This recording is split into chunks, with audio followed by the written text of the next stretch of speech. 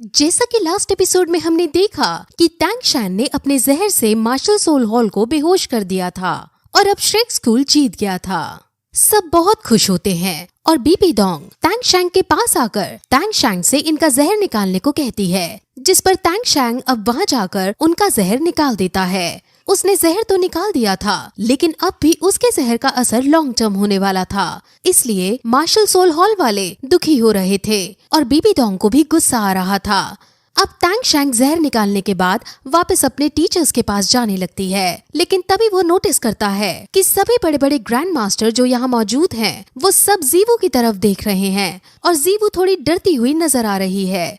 Tang शैंग को समझ नहीं आता, लेकिन अब तुरंत होस्ट प्राइज अनाउंस करता है, जिसमें श्रेक स्कूल को 3 सोल बोन दी जा रही हैं। हालांकि श्रेक स्कूल का कैप्टन मिस्टर दाई है, लेकिन मिस्टर दाई टैंग शैंग को प्राइज रिसीव करने को कहता है, क्योंकि टैंग शैंग की वजह से ये लोग कंपटीशन जीत पाए हैं। अब टैंग शैंग प्राइज रिसीव कर लेता है, जिसके बाद वो एक सोल बोन को कैट गर्ल को दे देता है, क्योंकि पहली सोल बोन कैट गर्ल की पर्सनालिटी से मैच कर रही थी। दूसरी सोल बोन वो मोटू को दे देता है, क्योंकि मोटू को इससे उड़ने में हेल्प मिलेगी। तीसरी सोल बोन उसे अपने लिए सूटेबल लगती है, लेकिन वो ये सोल बोन निंग रोंग रोंग को देना चाहता है, क्योंकि निंग रोंग रोंग को कुछ नहीं मिला था। वो आखिरी सोल बोन को निंग रोंग रोंग को देने लगता है, लेकिन ग्रैंड मास्टर उसे रोकता है और कहता है कि तुमने जो एक मास्टर को मारकर सोल बोन ली थी, वो निंग रोंग रोंग के काफी काम आएगी, इसलिए वो सोल बोन तुम निंग रोंग रोंग को दे दो और इस सोल बोन को तुम रख लो। निंग रोंग रोंग और टैंग शैंग दोनों ही बहुत खुश होते हैं और फिर अब वो बातें करने लगते हैं, लेकिन तभी पीछे से बीबी डोंग सामने आती है और वो कहती है कि अब टूर्नामेंट खत्म हो गया है, जिस वजह से अब मैं तुम सब पर अटैक कर सकती हूँ और अब मुझे ये जीवू चाहिए। सब बीबी डोंग का इविल रूप देखकर शॉक हो जाते हैं और कोई भी समझ नहीं पाता कि आखिर बीबी डोंग को जीवू से क्या काम है। जीवू भी डर रही होती है और मार्शल सोल हॉल वाले इविल स्माइल के साथ उस पर नजर बनाए बैठे होते हैं। अब ग्रैंड मास्टर सामने आते हैं और उसे अपना कार्ड दिखाते हुए कहते हैं कि मैं मार्शल सोल हॉल का पुराना एल्डर हूँ और जीवू को सीज करने का रीजन मुझे पता होना ही चाहिए। जिस पर बीबी डोंग उत्तर देती है कि ये लड़की एक सोल बीस्ट है, जिसने ह्यूमन फॉर्म धारण की हुई है। ये सुनकर सभी लोग शॉक हो जाते हैं और अब हमें यहाँ से पता चलता है कि जीवू असल में ह्यूमन नहीं है, वो एक सोल बीस्ट है। जब कोई सोल बीस्ट पुराना यानी बहुत ज्यादा बुढ़ा हो जाता है, तो उसके पास ह्यूमन फॉर्म लेने की शक्ति आ जाती है। हालांकि ह्यूमन फॉर्म लेने के बाद सोल बीस्ट को अपनी कल्टीवेशन पावर खोनी पड़ती है और इसीलिए जीवू एक ह्यूमन जितनी ही स्ट्रॉन्ग थी। ये देखकर सभी बच्चे चौंक रहे होते हैं। तभी टैंग शैंग बताता है कि उसे ये बात पहले से ही पता थी। जब उसकी पर्पल जेमिनी अपग्रेड हुई थी, तब उसे जीवू के सोल बीस्ट होने का पता चल गया था। डीन ग्रैंड मास्टर को ये इसलिए नहीं पता चल पाया था क्योंकि जीवू के पास लव सिक हब थी, जो उसके सोल बीस्ट वाले ऑरा को छुपा रही थी। जीवू की सोल बीस्ट वाली स्पिरिट रिंग बहुत ज्यादा शक्तिशाली थी, क्योंकि अगर वो शक्तिशाली नहीं होती तो जीवू ह्यूमन फॉर्म ले ही नहीं पाती। अब फिर हमें ये भी पता चलता है कि जीवू की मॉम भी ह्यूमन फॉर्म लेकर जीवू के साथ रह रही थी, लेकिन एक दिन बीबी डोंग और उसके यही 2 सोल लैंड मास्टर जीवू और उसकी मॉम की स्पिरिट रिंग लेने आ गए थे। जीवू की मॉम ने बहुत फाइट की थी अपनी बेटी को बचाने के लिए। उन्होंने बीबी डोंग से लोहा लिया, लेकिन अंत में वो हारने लगी। उन्होंने जीवू से यहाँ से भाग जाने को कहा और जीवू वहाँ से भाग निकली। जीवू के भाग जाने के बाद जीवू की मॉम ने सुसाइड करने का डिसाइड किया, क्योंकि सुसाइड करने के बाद बीबी डोंग को स्पिरिट रिंग्स हासिल नहीं हो पाती। लेकिन इससे पहले कि वो सुसाइड कर पाती, बीबी डोंग ने उन्हें मार डाला और उनकी सोल रिंग ले ली। और जीवू के बचाव में अर्लॉन्ग ग्रैंड मास्टर और डीन सामने आकर आयरन गोल्डर रिंग को फॉर्म करते हैं और पॉइजन मास्टर भी उनकी मदद करने की कोशिश करता है। अंकल स्वॉर्ड भी बच्चों को बचाने की कोशिश करते हैं, लेकिन मार्शल सोल की पावर के आगे उन सभी की पावर्स फीकी पड़ रही थी। अब जीवू जब ये देखती है कि उसकी ये वाली मॉम यानी अर्लॉन्ग खतरे में है, तो वो सेम गलती दोबारा नहीं दोहराना चाहती है और वो इस बार भागने की बजाय खुद को सरेंडर करने का डिसाइड करती है और रोते रोते बीबी डोंग के सामने जाती है। अब बीबी डोंग बहुत खुश होती है और उसको मारने के लिए उस पर अटैक करती है। टैंग शैंग जीवू को बचाना चाहता है और वो जीवू से बेहद प्यार करता है, इसलिए वो तुरंत जीवू के पास भागता है और उसे बचाने की कोशिश करता है।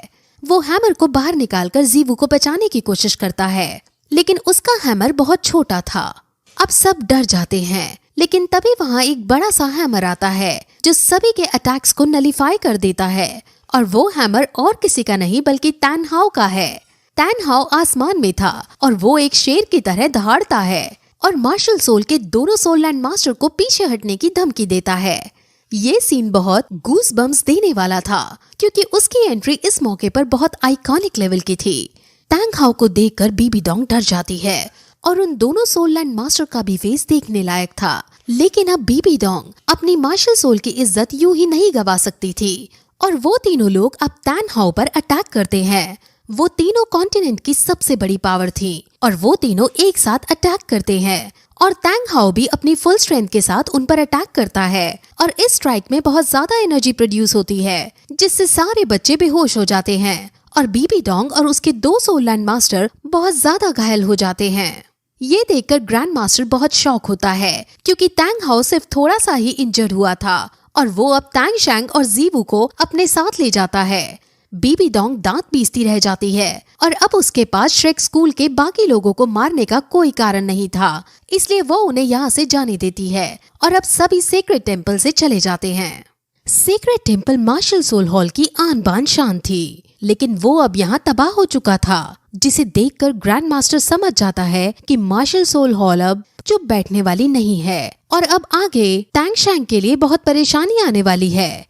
लेकिन अब वो अपने पापा के साथ था, इसलिए ग्रैंड मास्टर राहत की सांस लेते हैं।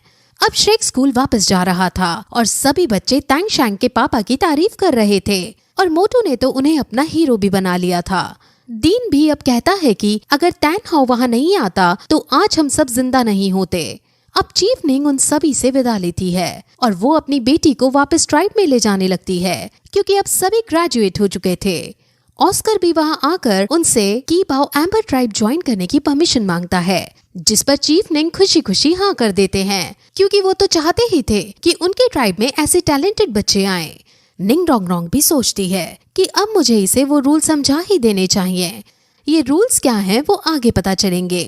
चीफ निंग अब बाकी बच्चों को भी अपने एम्पायर में इनवाइट करते हैं, लेकिन मिस्टर दाई उनको धन्यवाद कहते हुए बोलते हैं कि वो और कैटगर्ल अपने एम्पायर में जाकर रहेगी।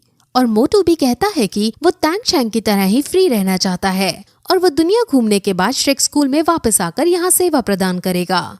डीन मोटू की बातें सुनकर इमोशनल हो जाता है और अब सब एक दूसरे से फेयरवेल लेते हैं। ये सीन सच में बहुत ज्यादा इमोशनल करने वाला है। चीफ निंग सभी को उनके ब्राइट फ्यूचर के लिए विश करते हैं और अब सभी लोग अलग अलग होकर अपने अपने रास्ते निकल जाते हैं। वहीं हम जीवू को देखते हैं, जो बेहोशी की हालत से खड़ी होती है और वो अपने सामने तैंग शैंग को बेहोश पाती है और फिर वहाँ वो तैन हाओ को देखती है।